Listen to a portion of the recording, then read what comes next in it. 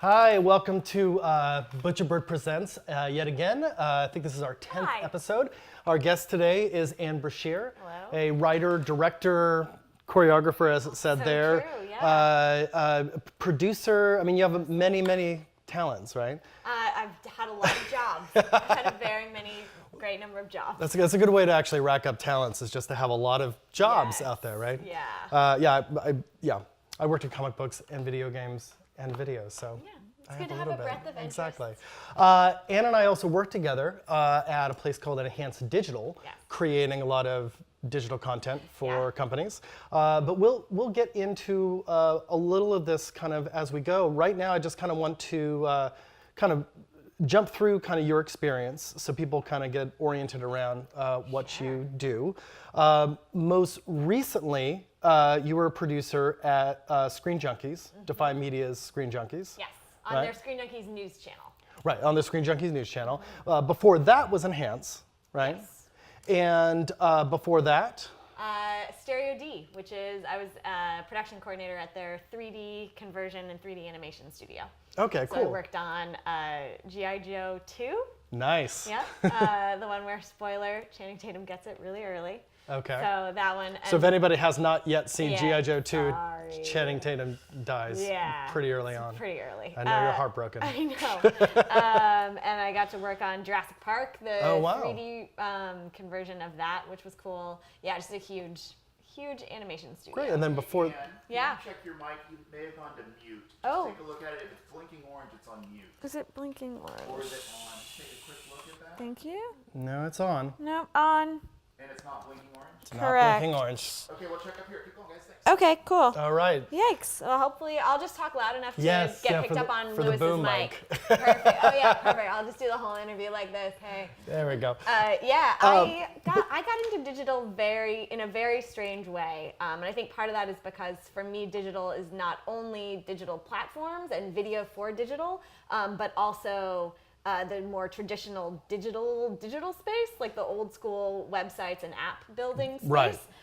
And the digital production pipeline in terms of digital animation and VFX. Right? Right, So I feel like right. there are kind of three components to what it means to be a digital Yeah, artist. yeah. I kind of feel like there's platform, infrastructure, and content, Yes. right? Yeah. Yeah, totally. And so my interest in it really comes from an interest in interactivity, which is like Right. an old school live performance improv thing. Right. You mean by interactive, you mean actual like humans talking to other humans, Yeah. which has kind of been muddied, I guess, in recent years. Well, I think actually it's been expanded upon because I good. think platforms facilitate that in a really big way, which we'll put a pin in. Well, actually, yeah. But so that was 3D stuff, and before that, what were you doing? So many things. So I got my start really doing improv and improv comedy, which deals with short form game structures and is like the narrative version of a sports game, right? Right. And you're dealing with audience interaction and dealing with the structures of producing a show. And writing on the fly and adapting to what the audience is looking for and what audience feedback you're getting. So then I'd been a writer, a performer, and a choreographer for a bunch of like musical theater stuff with new theater companies and new musicals around Right. LA. And then I was really looking to move away from orange juice and bank commercials, which was a lot of my acting work, and working behind the scenes and getting into production more. So I had done stage management and assistant directing and some directing in college. And then a few years after I graduated, the writer's strike happened. So that was 2008, and it completely shifted what jobs were out there and how content was being made and how writers were working, and suddenly the concept of a web series was something that everyone wanted to do, everyone wanted to make, Sure. and everyone had the ability to make and to produce. So at the time There just wasn't a stable audience for a lot of them. yeah, but that was really the first wave of digital creation. Yeah. And I had been doing writing and performing at Improv Olympic and at the Groundlings and at UCB at the time. And that was right when everyone was like, hey, we can make short video and let's video that sketch and let's write a web series. And I started just pitching myself as a director and a writer to people. And so I ended up writing and directing and producing a fair number of web series, and that led to producing and first AD work on a bunch of other web series. And then I moved to New Zealand. Oh, So, well, I didn't actually know that. yeah. Well, my husband is a more old school digital producer. He comes from a print background and then became someone who makes banner ads and websites and much more complex mobile apps and stuff like that now, and custom digital stuff. And so at the time I was like, well, I have a huge knowledge of live production. I've never really worked in post. I've never worked in animation. I've never worked in digital animation. I've never worked in VFX. So I don't know that whole digital pipeline. And so I started to seek out jobs where I had to learn that. Gotcha. Okay. And I was a first AD on a couple of independent films that both had heavy VFX components, including like a live compositor and having to work with our art director and our VFX person to, match props and deal with integrating VFX pipelines into production. And then that got you the job in 3D. Yeah. We discussed that, and then you ended up at Enhance. Yeah. So the way I got into Enhance actually was, well, I had sort of worked in live production, and then I started to work in post and VFX and animation. And one of the pieces of it that was really interesting to me was our the crossover between the two, the ingest team and our data management team, because they had to build a proprietary website, a custom built service like Shotgun or any other shot management system to navigate getting, I worked on Pacific Rim, so it was like you get a smoke layer from one VFX house and the inside of a robot and the inside of a monster and the outside of a monster and you get 7 different layers of a specific shot. For every single frame of that movie. And the developers, it was the first time I'd really worked with software developers. And they were great. And they were so wonderful to be like, hey, it'd be great if this could be alphabetized instead of what searching through I don't know what your everything, system is. Alphabetical is a system I like. And they'd be like, oh yeah, we can absolutely adjust that. So every time you go to the shot, it lists the, however it's tagged. Yeah, and it's funny how a lot of that software is sort of being developed almost in the tail of the technology getting better. So it's like the first wave of artists dealing with the digital effects actually had it worse because a lot of these management software hadn't really kind of integrated themselves. Yeah, well, and I think that's such an interesting thing about what digital means right now is that one of the things that always fascinates me about like old school oil painting, right, is that those people had to make their paint. Yes. And like you had to build your brush. Yeah, and you sort of invented colors because you'd see some other kind of flower that you were like, I don't see a paint like that. I'm going to mash that up. Right, exactly. And the concept of like, oh yeah, well, we should figure out a way to do perspective and, like early, no. We're having some we had a mic drop. Definitely like literally mic drop. Okay, no, keep going. But so we're very much, I think, right now in this stage, and have been for a while, but I think it's cool to be constantly on the vanguard of people having stories that they want to tell, and creative technologists coming up and having to, have this symbiotic relationship between what's the medium and the pipeline and the technology to support the stories that people want to tell. So you were working in Enhance. You did several projects there, and then you left. Through this entire time, you were still doing shows. You were still doing improv. And I was doing like a lot of stand-up and storytelling. Yeah, I think I saw one of your shows at iOS. Yeah. It was, and again, it was like full of interactivity. It was getting the audience to sort of choose different things on stage that you would actually have to respond to, and it was very, very interactive. Well, because I think a fair amount of the concept of user experience as someone who's worked in live so much before, you see that production process coming from what's the website where you go buy your ticket to this play, and what's the lobby look like, and what's the parking, and what are the cues to like, oh, this is going to be a show that's 90 minutes and there will be an intermission. It's exactly the same as like, this is a video game where there are 2 levels, or, oh yeah, this is the cast I'm going to see, or oh, I'm going to see another production of Antigone. So I know that at some point this guy's going to die and this one's going to stab this person in the back, and you have a framework. So I'm interested in Yeah. frameworks around storytelling. When you do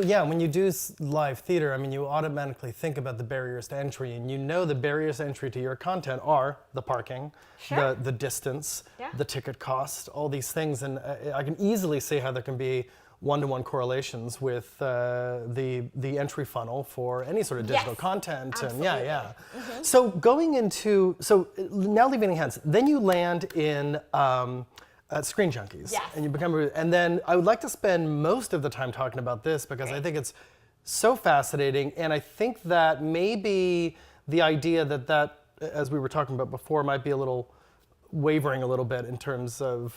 It's a constantly shifting landscape. Right. Especially having been in it as long as like seeing the first landscape. Right, right. The first thing I ever really did on video was I choreographed a music video, thanks to Rob Shao, if he's watching this, and to Arik and that entire crew. I auditioned as a dancer and found out that they needed a choreographer for this parody video that was about the writer's strike. And they were doing a parody of West Side Story, and we got to shoot on the CBS lot, and there was a crew of out of work crew that was like, yeah, I'm the second AC on this show. I will definitely be the DP of this web series. Right, And like, yeah, we had a huge jib and a crane, and it was ridiculous. Right. For me at the time, from coming from like, no, we'll just record that on someone's camcorder, and Sure, hopefully someone yeah. has iMovie, and like. Yeah, it really went to show. It basically was the first time you realized, oh my God, digital is extremely viable in terms of creating the same quality content you see on TV. I think even back to the writer's strike, I think there was still this idea that TV and film still reigned king, and that digital was this kind of little thing. I mean, SAG didn't even have like a digital contract or anything like that. Yeah, It was kind of like, oh, it's digital? Oh, you could sign this little thing over here. Without even realizing that becomes like a lion's share of the content, right? So I kind of feel like maybe Defy and Screen Junkies kind of was an outcrop of this kind of first wave of the evolution of digital, right? And and you pretty much came in at sort of maybe when the wave was crashing a little bit on the beach, right? Yeah, I think it's going through figuring out, like, the diversity of platforms has shifted so much in terms of this being on Facebook and the mandate for more video being in more places. And so many, like, I was at Screen Junkies, I got the job in a great, amazing way.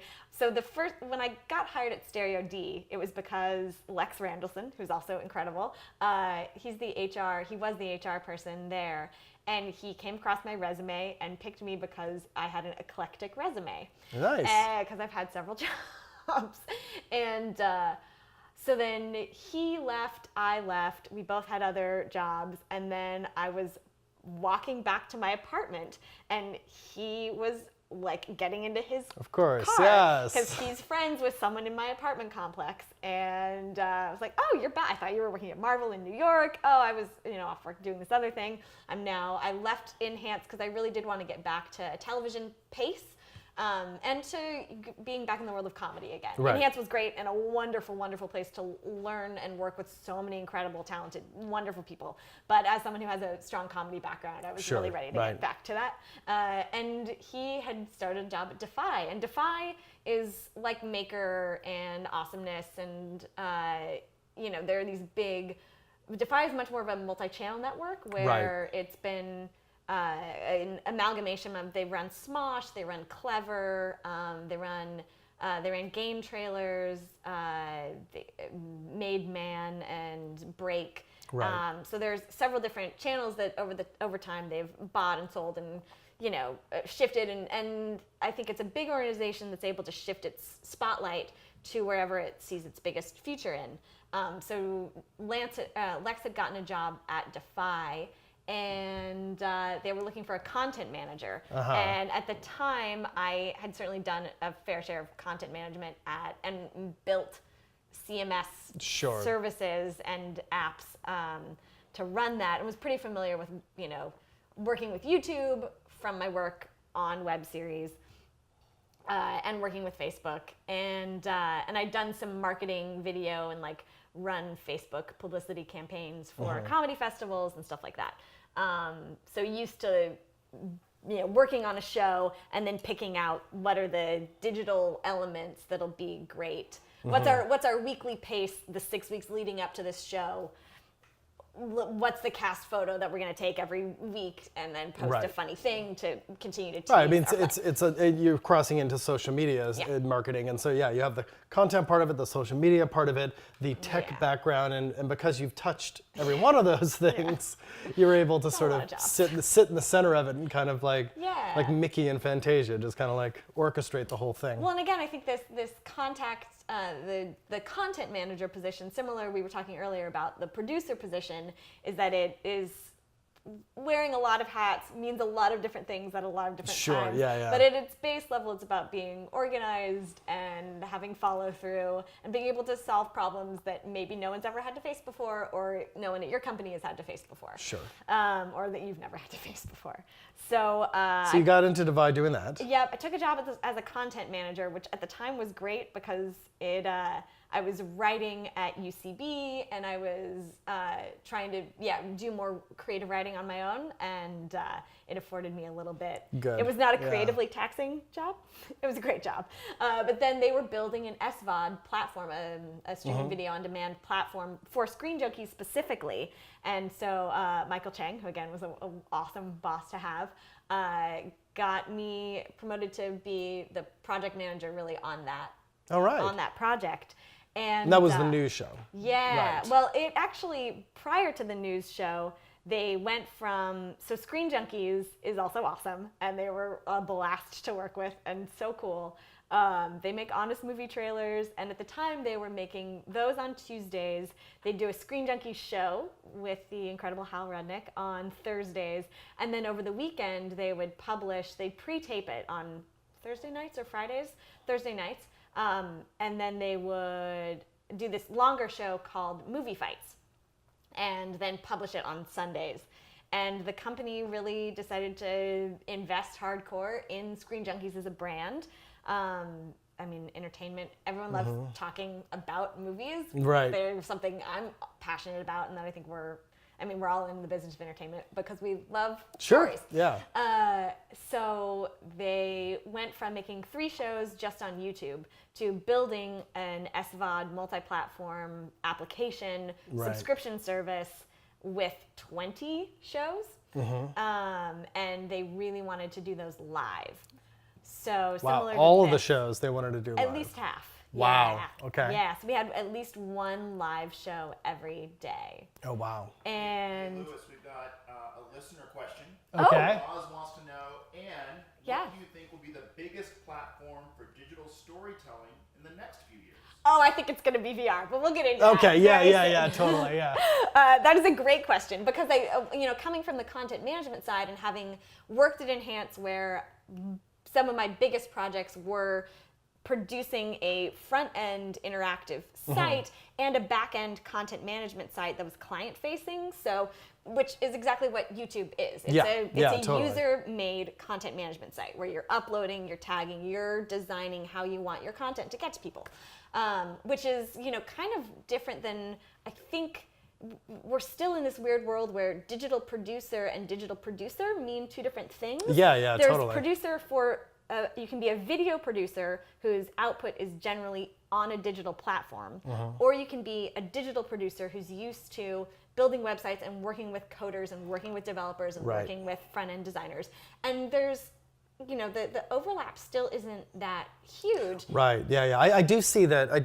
Especially as I'm interfacing with a lot of younger producers, that it's blending a lot more now because with the last 10 years you have an entire generation has now come up used to this stuff, and so they're kind of like a triple threat when it comes to that kind of stuff. But I want to get back to this evolution of so now you're producing this show on Screen Junkies because they want to expand, right? So just to give our audience a little taste of what that show looked like, I'd like to throw to our first clip here, which is a little bit of a kind of just a section of that. And I'll preface this by saying, so this channel was built, Andy Signor and Spencer Gilbert and Dan Murrell and several other wonderful people worked their asses off for years to make this an Emmy-nominated short form, which is its own. The fact that there are now Emmys for short form content. Again, So the honest movie trailers are sort of the bread and butter that Screen Junkies was built off of, and they're wonderful. If you don't fall into an internet hole watching them right now, you should probably go do that after this interview. But so this was our sort of live version of a trailer reaction. Okay, great. So let's take a look at what this Screen Junkies show looks like. Great. Some dead robots? Sure. We're not supposed to be here. I think I just found a dead We're robot. kids, man. We get away with anything. I was just a normal kid. So this is. Before my world fell apart. What is this breaking? Are they going full office? Full office. Look at me. Wake up, Canopy. Went to a normal school. Lived a So normal we're in life. a post-apocalyptic world where Wally Some exists. kids tease And me. there's Yeah. a little girl. That's her Eva. This is. It's like a Vespa with eyes. Yeah, this is Squeaks, the Vespa with eyes. Yay. It's got like a little Mystery Science Theater Yes. 3000 Very much so, for trailers. Yeah, which I think we'd all love to Yeah. just do and be on. But yeah, that's Joe Starr and Sasha Perlraver. And I feel like I want to give a huge shout out already to Roth Cornett for Please. being amazing as well. She was the editor-in-chief of, and still is the editor-in-chief of Screen Junkies News, which is then where I got moved to. So I spent time producing and project managing their 20 live shows on their streaming service. And then the channel decided to expand even more and make a news channel and really focus that on YouTube Live and Facebook Live. We ended up focusing a bit more on YouTube Live just because that was where our audience really was, and then kind of separated the task of building our Facebook audience separately. Right. And we can talk way more about that too. But so one of the there are several interesting challenges with dealing with digital and trailer reactions, copyright being a huge one that we and anyone who does parody has to face constantly. And oh my God, Jeremy and our team of lawyers at Defy was amazing and very helpful, and Julie. It was great to have them there all the time. And even the framing of that kind of split screen thing, because as we were trying to build more mobile traffic, then you start dealing with, imagine that split screen. I mean, I don't know if any of you guys are watching this on mobile, but when you're looking at your commentators in a pinky thumbnail sized thing, you really just have to think about not only so different from making a sitcom back in 1995, where how people are going to watch it. Yeah. In this case, and how the network is going to promote it. Yeah. In the case of digital, I think one of the huge differences is that you don't know how or when your content is going to get watched, and you have all the control of how you're going to promote it. So I think it requires directors and producers and marketing teams to think more broadly about how their content can be segmented and chunked and what is appealing about it. Right. Yeah. Well, let me use that as a segue then to talk about. So that's about how your content is going to be consumed from a very technical way. But then when we were watching some of these clips before we went to broadcast, and we were talking specifically about the content itself. We're talking about how it was engaging in larger conversations about gender, race, all sorts of things. And how do you find, what was your freedom there? Well, and again, a credit to Roth Cornett and to Andy. I mean, there were a lot of heated battles about how to cover the news specifically right now. Because one of the things that's so great about the digital space, and one of the things that I think YouTube has been incredible for, and I say this having worked with a few other influencers, and what it is to get people a chance to have their voice heard, and people that wouldn't. I don't think we would have nearly as many transgender and young LGBTQ stories told if not for YouTube. Right. I think that is just true. Yeah, and even an advancement in kind of their position in society if it wasn't for a groundswell of support from social media and any kids from Michigan in their 20s 5 years ago are able to finally tell their stories in a way that they don't see represented, and that's huge. Yeah, and as many negative voices that are out there and are in the digital space and are on YouTube, of course we have to acknowledge that. However, you can choose, if you're a transgender kid in the Midwest, you can choose to ignore that and embrace content that does support you and who you are. And that's, so I mean, in a way, I kind of feel like there's this propensity to move into that kind of like silo, but sometimes that can actually be very enriching for somebody who's looking to identify themselves somewhere in the digital landscape. And dealing with, well, how do we stay agnostic? And as a news network, and as a news network with a like comedy entertainment focus, it became increasingly clear that we were trying to focus on nerd stuff because that was where all of the money was at the time. Nerds like to spend money. Nerds love spending money. Yeah. And I think it was a very interesting year to be covering news, particularly like during the election, and oh my God, having to come in to work the next day and talk about, I think it was probably the Cars trailer instead of the election. Right. You know, and it's like, that's what we're going to talk about because that's really our job. And like, because I want to throw to this clip so we have a little bit of context, but even on the show itself, it's like these battles didn't just happen behind the scenes. No, I mean, it's unavoidable in a year where we had to really figure out how to cover Wonder Woman, how to cover Black Panther and Luke Cage and Iron Fist and Ghost in the Shell and like questions about gender parity and racial parity and gender representation and racial equality on stage and like in front of the camera and off and in writers' rooms. And I think it's a really fascinating, great time to be making content in a way that represents the voices of America. Well, let's take a look at this clip then, and then talk a little bit about cool. just the on-screen tension that might actually arise. Yeah. So.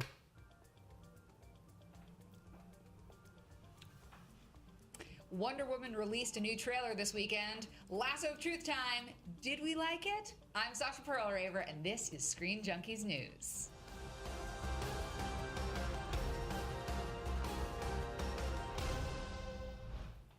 At the Nickelodeon Kids' Choice Awards this Saturday, Warner Brothers released a new trailer for Wonder Woman for the June 2nd release. And with me to break it all down, I have with me Mark N Draco, Dan Merle, and on Social Chair, we've got Matt Key. All right, gentlemen, before we talk about it, all men talking about Wonder Woman. Apparently I have a penis. Let's watch it! You're the host. No, Sasha Perl-Raver is the best. That is also a great room of wonderful people. Oh yeah, like totally. Matt No, it and seemed Dan like, and immediately Mark. right after this clip, of course, you know, I know Mark was clarifying that he meant the guests on the show were the ones that are guys talking about Wonder Woman. So he was trying to make a good point, even though he got slapped down. Yeah, well, and Mark is amazing. He is a comic book writer and writes for Wonder Woman. Mark N Draco, if you don't follow him, he's an awesome person. And he actually had worked with several comic book artists to make a comic book dedicated to and benefiting victims of the Orlando Pulse shooting. Right.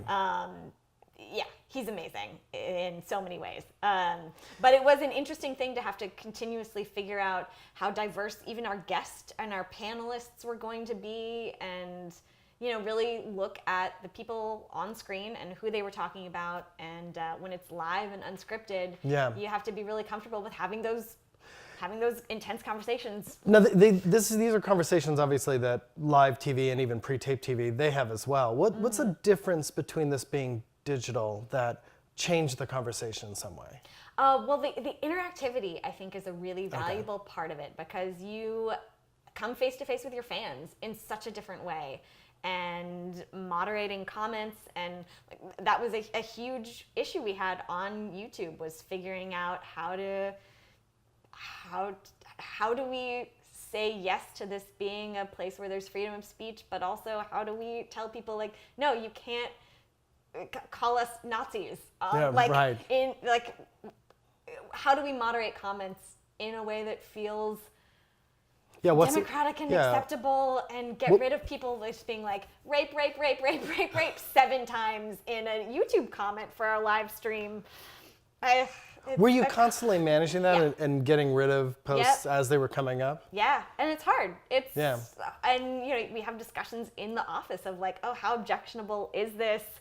how many times can you call our host a slut before it's like, stop that? Or, you know, I would think once. do we block the word? Do we block the person? Do we, Right, okay. How do we mitigate? Oh, so you're deciding a whole strategy. You're not only deciding the content strategy, you're deciding the social and part of that is interaction working strategy. with YouTube and Facebook and working with these partner platforms. Like, we were one of the first people that really were able to do Facebook Live because we had a great publishing team that managed these relationships between the content creators and YouTube and Facebook and Twitter, even, and Snapchat. To be able to constantly work with them and give feedback on new features and give feedback on, hey, we can block this person on pre-tape stuff, but we can't block them live. Right. And we know that, like, yes, we've blocked the word that they keep using that's objectionable, but we're going to be talking about birth of a nation. So, like, we have to have the word be free. How do we not get them on this live stream? Yeah, Okay. These are very, very technically real, fascinating conversations. Well, let's see our last clip, Okay. because I think it also illustrates something else. These are you had big names on this show. We got awesome. I mean, Kat and Michael and Andy, our PR team works really, really wonderfully. Because people want to reach a bigger audience, Right. and digital affords them that ability, and reach a new audience, and reach a new audience in a more approachable, informal Right. way. And I think that has a big appeal. So yeah, we got like the directors of John Wick. We got them on. We did an interview with the screenwriter for Arrival. That was really awesome. And Ryan Reynolds did one of our voices for the Deadpool Honest trailer, which was amazing. But this was definitely one of my favorites. This was particularly interesting. Let's look at the guest that you brought One on. of the hardest things I think we're facing in the United States is that we're afraid to have the hard conversations. Yeah. How much easier is it to open that door in the heightened reality of a horror, comedy, sci-fi? So much easier because you sit down, you watch the movie, you're with an audience that's, you know, a mix of people. You're screaming at the same thing, you're laughing at the same thing, you're scared at the same thing, and then afterward you are left to have the discussions and talk about it. But it starts from a wickedly positive place. Yeah. All right. Yeah. That was exciting, wasn't talking it? about Get Out, and I mean, one of the things that's not in this clip is this question that Roth, again, who's awesome, puts in a stellar interview runner. She put to Jordan this question of, would you take on a franchise if you were asked? Would you direct another Batman movie or even a Wonder Woman sequel or something? And to, I think, his credit, something that really impressed me in his answer was that he would so much rather tell original stories. And I think that is sort of this balance and interplay between digital of, like, the fight for legitimacy, I think is still very real in digital. I think Netflix and, like, the fact that Netflix now garners so many awards and Amazon is, and then Hulu is making such incredible stuff right now. They're all investing so much in their originals, and I feel like I've now been through maybe 3 waves of like smaller video platforms that wanted to, like, I used to produce for Comediva, and then have produced stuff that's been on other, like, smaller comedy sites that, you know, you try and build a fan base, and it's hard. Right. Yeah. And YouTube and Facebook are still great starting points to build an audience.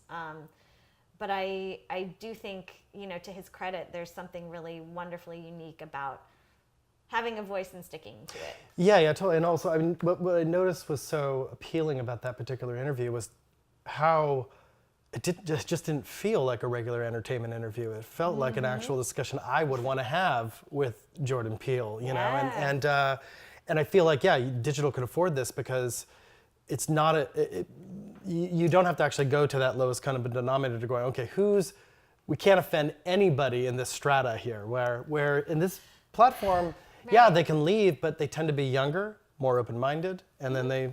Yeah, well, and you're sort of having to say, this is our voice, and this is what we're interested in, and so we're gonna just follow what we're interested in, and cover it in a way that feels authentic to us. Right. And we'll have fans that will agree and follow us and be interested, and we'll have people that won't. Yes. And like, you know, that's okay. There's enough.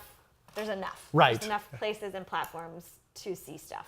So we've run out of time. I feel like we could have talked so much more about digital platforms. Oh, maybe man, me too. I would love to have you back, actually, maybe in a couple weeks, maybe in a couple months, that we could talk a lot more about sort of digital platforms, digital strategies, ways to manage all those different parts of the process as you've been doing, because it would be great. But I would love to now just talk about what's next for N Brashier. What's going on right now? Well, so I want to get back to Roz's question, actually. Oh, yes, because please. To me, because I was just at SIGGRAPH like 2 days ago, the VFX and animation and gaming conference, and because I haven't really worked in video games very much. Mostly I am terrified. I'm scared. I put on like a zombie VR headset, and I couldn't kill one zombie, and I was like, they're gonna eat me alive. No, I have to take this off.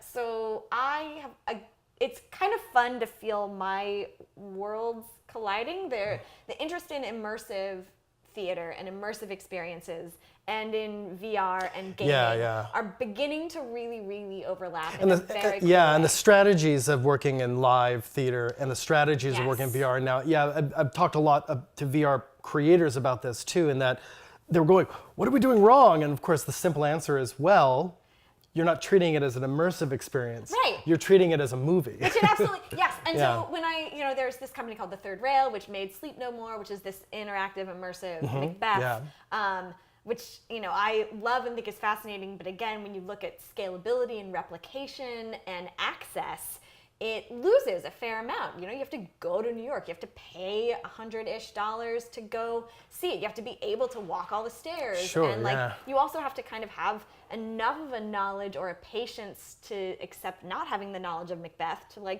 be okay with the ride. And on the opposite end of the spectrum, right, there's VR first-person shooter games that are, and they're moving towards the same level of terror and emotional dynamism and intimate experience. So I think once the first person does a really great VR experience that captures Sleep No More, then we'll be on to what's next. Gotcha. And I don't think anyone's done that yet. And to answer Roz's question then, the platform that is going to really be the mover and shaker is the platform that's able to take that experience and create a very streamlined portal to the user. Because right now, that's not the case. Right. There are lots of different VR platforms out there. There is a barrier to entry in terms of either money or equipment. Yeah. It's going to be 5-10 years before we get to a point where it's just going to be so seamless. Yeah. And that people can kind of just get to it as easy as turning on YouTube and watching something. And I think for me, my sense is that it's going to be more, we'll see more place specific. I think we'll hit a wall on wearable tech, and I think we'll start moving into space-oriented, spatially oriented tech, and AR a bit more, where you go with your friends. You're not going to pay to go to the Rose Bowl to sit on the nosebleed seats. You're going to pay to go to your local bar and get the exact same experience of watching the Rose Bowl football game, because you'll play this quarterback and you'll play the coach and you'll be the manager. It'll be so much more seamless and interactive, but it'll still be group oriented, and I think we haven't figured that part out. Yeah, and that part's really exciting to me too, because a lot of people are talking about VR as an isolated experience, and there is a sense of isolation that can be very cool and amazing, right? But the thing that makes Facebook and YouTube take off is sharing something and seeing how many likes it has. And the being in the comments. So in a way, I guess it's not only the VR platform being accessible to everybody, it's also being able to integrate all those other social media elements to make the VR experience communal. Yeah, absolutely. I think with that, we should talk a lot more. Thank you so much again for watching Butcher Bird Presents. Again, every week we try to show, we invite people to talk about the digital space and working in the digital space while we ourselves are trying to work in the digital space. So again, thank you so much. Keep watching. If you only caught this one, go back and watch our previous episodes. We have a lot of really interesting interviews by a lot of interesting people, and we'll continue to do so every Thursday, hopefully from here on out. All right, thank you so much. Bye.